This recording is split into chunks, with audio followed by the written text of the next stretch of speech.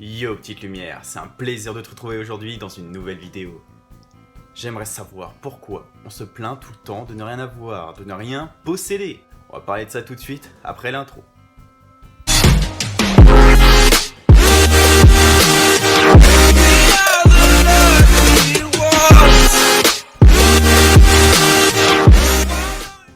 Alors, pourquoi les gens se plaignent tout le temps?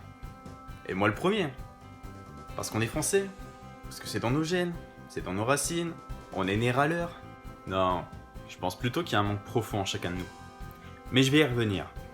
Je suis tombé sur une citation de Marcus Aurelius. Ouais, ça fait le mec qui s'y connaît.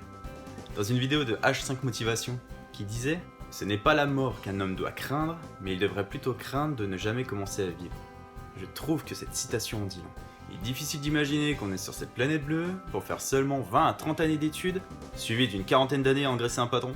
Parce que lui se met bien à choisir ses horaires, qui du coup lui génèrent des temps libres, peut déléguer des tâches ennuyantes, peut embaucher autant de main d'œuvre que possible, et en échange de sa liberté, des vacances même, quand il le souhaite.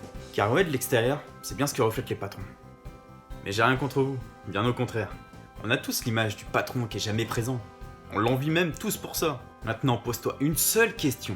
Tu vas voir que tout n'est pas si noir autour de toi. Pourquoi se plaindre que lui a cette chance? Je parle du patron, hein, parce que c'est tellement égoïste de notre part. On le méprise même. Nous, la classe moyenne et les pauvres, on fait les ouverts d'esprit et passons notre temps à nous plaindre. En fait, on est juste complètement fermé sur la réussite du voisin. S'il réussit mieux que nous, on lui cassera du sucre sur le dos. Tout en sachant que son dos deviendra encore plus massif, jour après jour, et critique après critique.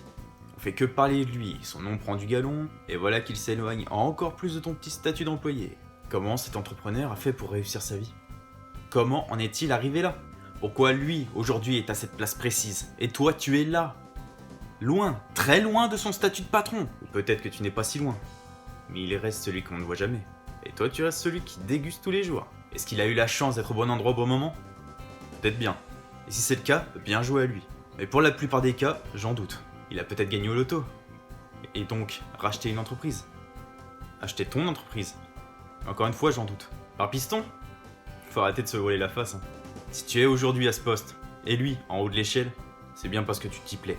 T'es-tu déjà remis en question? As-tu déjà pris le temps de demander à la personne que tu idéalises comment a-t-elle fait pour en arriver là? Qu'est-ce qui t'empêche de poser des questions? Tu veux profiter et réussir ta vie aussi, non? C'est pas le cas? Alors au lieu de cracher sur cette personne, vois encore plus loin. Cette personne en est là aujourd'hui? Très bien. Comment je vais faire pour faire encore mieux? Et crois-moi, il n'y a pas meilleur professeur que ceux qui ont réussi dans la vie.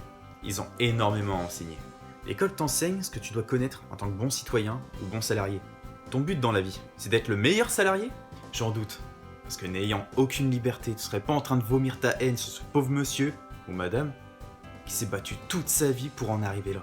Prends conscience des choses qui t'entourent et apprends de chacune d'elles. Vis ta vie comme si demain était le dernier lendemain. Bats-toi pour être libre. Tu es programmé pour rester pauvre. Il faut te formater. Quelle trace aimerais-tu laisser de ton passage? Pose-toi de vraies questions. Et à l'avenir, n'envie personne sans avoir toi-même essayé. Abonne-toi à la chaîne pour voir d'autres de mes vidéos. Lâche un like si tu as aimé celle-ci. N'oublie pas que tu es une personne formidable. Ne laisse personne te dire le contraire. Je te dis à la prochaine. Je te bise, petite lumière.